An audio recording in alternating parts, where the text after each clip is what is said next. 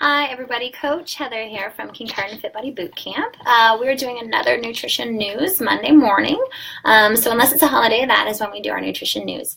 Today we're going to be talking about eating on the go, how we can set ourselves up to have some better choices available to us and prepare ahead of time so that we're not struggling for last minute options in terms of meals. So first things first, before you go on any trip, we usually like to think about what are on our no-no list and what is acceptable. So acceptable slides, we sometimes call them.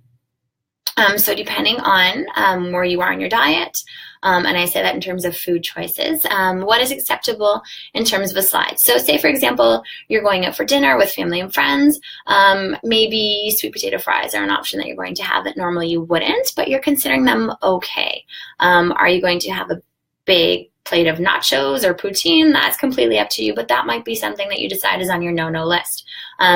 So a small thing that can be done, even if it's for a trip or if it's just for a dinner out, is to decide ahead of time what some of the acceptable options for you are, just to avoid having that stress, right? Sometimes we're looking at the menu in the restaurant and there's a lot of mental banter going on about what you should and shouldn't be having, and I'm allowed this or I shouldn't have this.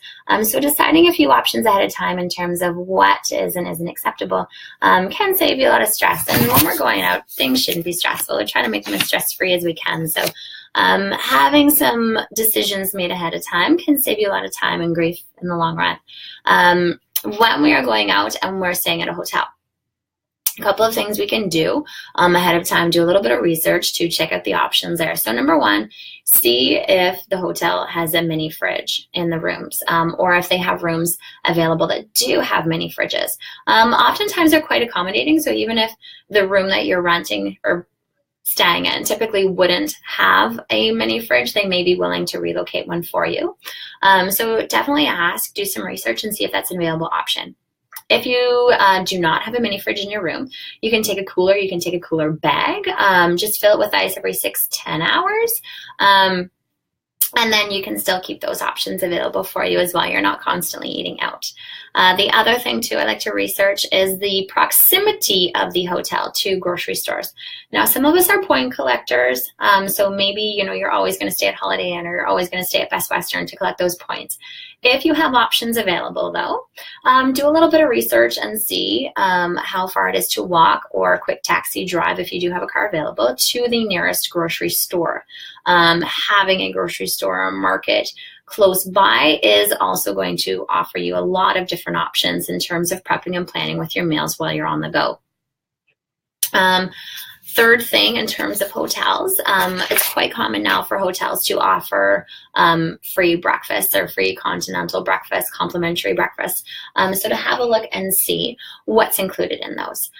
So is it, toast and waffles and orange juice and coffee, or do we have some hard-boiled eggs? Do we have some fruit options? Greek yogurt, things like that. I've been in some that have some fantastic options, even for myself being celiac, which means I can't have any gluten. There are some fantastic options out there at different hotels. So just do a little research. TripAdvisor has a lot of information on there about different hotels in all the areas. However, I often find it's best to just call the hotel itself and speak to somebody there and make sure that all those options are set in place. You're not bugging them, you're just making sure that everything's set to go. So feel free, give them a call, make sure you have everything set up the way that you would like to have it set up. Lots of options that we can take on the road if we're driving. So hard-boiled eggs, pre-peeled so that you're not having to pull over and take all the shells off. Do as much of the prep work as you can. Cut up fruits and veg are always fantastic. You can roast some sweet potato ahead of time and keep that in a container. Single servings of guacamole or hummus to dip as well. So lots of things you can do. And please do pull over. We don't want distracted driving, so please do pull over. Have a little snack on the side of the road. Find somewhere safe. Don't just be pulling over on the side of the highway, guys. Find somewhere safe. Enjoy the nature. Get out, walk, stretch those legs, have a quick snack. Off you go again. Options for traveling that are no fridge friendly. So jerky. bars. So Lara bars are a great option as well. Whole food bars. Kind is another brand that is more whole food based. Nuts and seeds, or you can pre-make your own little baggies of trail mix. Dried or freeze-dried fruits. Dried mango and apple chips, banana chips. They're some of our favorites, and we actually have a dehydrator so that we can make our own at home. Dried strawberries as well. Individual packets of almond butter, things like that, again, for dipping, anything like that. So lots of options that you can have in terms of snacks on the go that don't require a fridge as well. So it's always good to have that little emergency bag with you so that we're not, pulling into the drive-thru and doing things that we will later regret. So don't be shy about asking for those small conveniences either too that will make your life a little easier. And don't be shy to just do whatever works for you. We want to keep as much of our routine as we can. So if it means, taking little bags of your favorite tea with you, your supplements with you, your probiotics, your magnesium, whatever it is you're taking, take your little bags with you. As much of a routine as we can keep nutritionally, we want to. So just taking the time and the steps to incorporate that and making sure that we're doing as much as we can while we're still on the go, keeping it semi-normal as we go, just to make sure that we're keeping, our overall health and longevity in mind. Again, if that mini fridge is smaller than you think, even if you do have one, cooler bags, cooler is always an option as well. One thing that I almost got caught on, I went to a conference in Toronto about a month ago now, just over a month, and I had a couple containers with me, but I forgot to bring extra. So we got there, we got to the place we're staying at, right across the road from the grocery store. So I was check. But I had forgotten to bring extra containers. So when we went to the grocery store and had all these great options to take, I needed to go back over and get some bags because I did not bring enough containers to put all my little snacks and meals in for when we went to the conference. I did have a backpack. I could put my water in. I brought my reusable tea mug. I am a tea drinker. So those were just things that I brought so that I could keep more of my routine and be comfortable, less stress, right, guys? So yes, a big purse or shoulder bag, backpack, anything, so that you can pack those options as well. If we're going to conferences or business trips, things like that. Some of them are a little bit more stylish than others. Just depends on what your needs are. But don't be afraid to plan ahead and do the work, and just save yourself that much more stress in the long run too. Then when you're eating out too, don't be afraid to talk to the servers, to the staff there, and make specific requests. So if you don't want salad on your dressing, if you want oil on the side, then just ask. If you don't want, croutons or cheese because we need dairy-free or we need gluten-free or we just don't want the extra carbs or fats or whatever the reason is, just ask. You shouldn't have to sacrifice your eating preferences just because you don't want to ask. They're more than accommodating, so just make sure you're talking to them. Other options too, if you're having a burger, ask them to put lettuce on instead of a bun.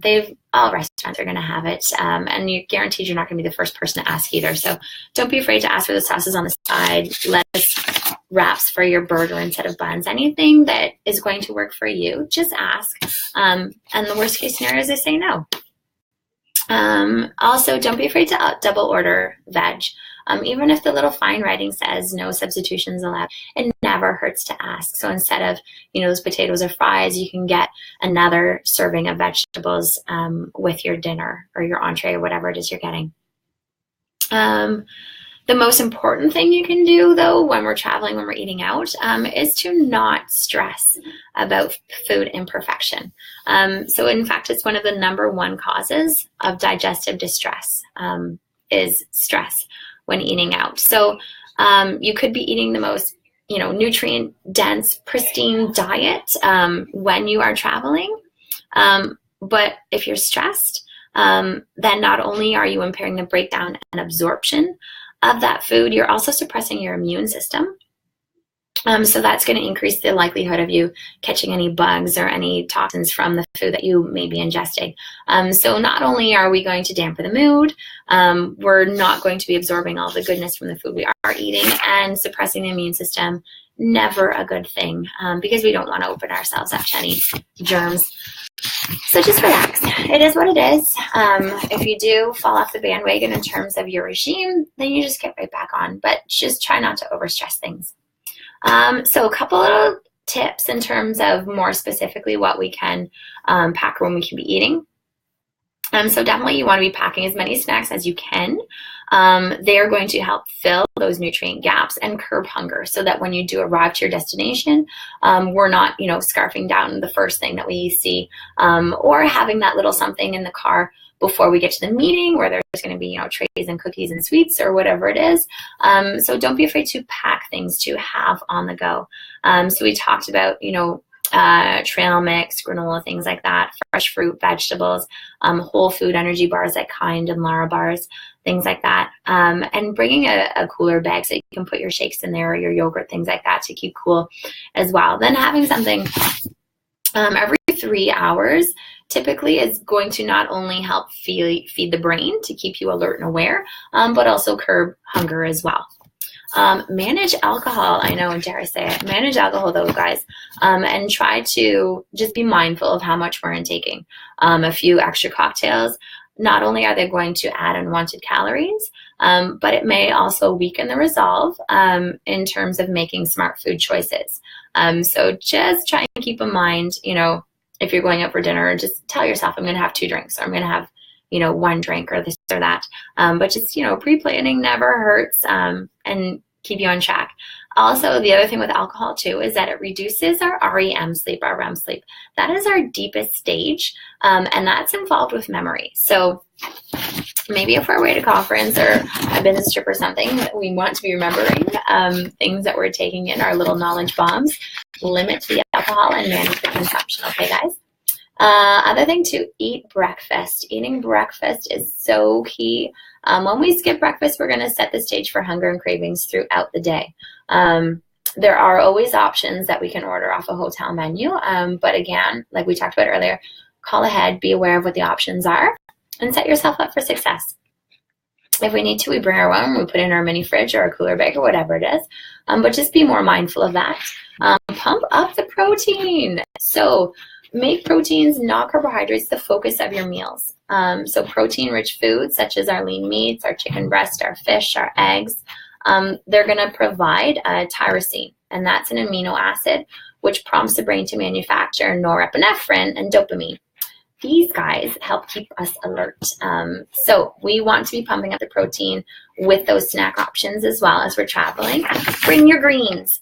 So typically when we travel, veggies are the one thing that can be hard to find or manage, unless you're going to go to the grocery store and get a big, fruit or veggie tray. Greens can be a hard thing to travel with. A bag salad is going to take a lot of space, even a pre-made if you make it at home, typically taking up a lot of space. One thing I do suggest is the greens powder. So quick and easy, scoop in. You can put in water, a little bit of juice if you find the taste unappealing. I hide mine in my shakes too, so sometimes I'll put like a scoop of my protein powder in. I'll put a half scoop of my greens in and kind of hide it in that way too, because chocolate makes everything taste better. But just being a little mindful too of different options to get those veggies in. Grocery stores whenever we can, and even if there's not going to be one by your hotel, see if we can stop along the way. Do a little prep and planning ahead of time to set up for success. Also, go easy on the caffeine. Drinking caffeine, coffee, boosts alertness and mental focus, but also increases cortisol. And that is a stress hormone that when chronically elevated, when it is at high levels for extended periods of time, is going to rev up our appetites and sugar cravings, and is also going to trigger fat storage. So I know we've heard a lot lately about cortisol and stress levels. So caffeine can increase those as well. So 1 cup of caffeinated coffee if we can, the rest decaf, or switch to tea if we can, and look for some other decaf or uncaffeinated options. And staying hydrated. Definitely stay hydrated. Drinking plenty of water, especially if we're flying, guys. Low humidity and recirculating the air in the cabin is going to cause dehydration. So we want to try and get at least a cup of water every hour, 250 milliliters at least every hour if we can. It's going to help us feel better, keep us hydrated, and lessen the effects of jet lag. And then, of course, avoiding salty drinks too, like your tomato juice, your clamato juice, things like that while you're on the plane as well. Super handy. Last thing, guys, before I go, which I need to, use a mobile app to track. If you're really concerned about numbers in that, MyFitnessPal is a great app that you can plug in your numbers, see how you're doing. You can enter your goals, and then it will tell you, you have this many calories, or, you need to get this amount of protein left in your day, things like that. But there are lots of things we can use out there to help keep us on track so that we're setting ourselves up for success when we're traveling or away from home and don't have our fridges and all of our pantry options available to us. So thank you for listening, guys. If you have any questions, let me know. You can message me or post here below. Yeah, and if you guys ever have any suggestions of things that you would like to talk about or hear about, let me know. And definitely we'll do a little research and we'll make it happen. Have a fantastic week, guys, here at boot camp. Fantastic week of programming. I'm pretty excited to be doing these workouts myself. And then on Thursday is going to be Twins Day. So you and your workout buddy or buddies plan ahead of time. Wear the same color shirt, same color tights, whatever it is. Wear your ponytail the same way, whatever it is. But yeah, we're going to do Twin Day on Thursday. Other than that, guys, have a great week, and I will see you next Monday. All right, bye, guys.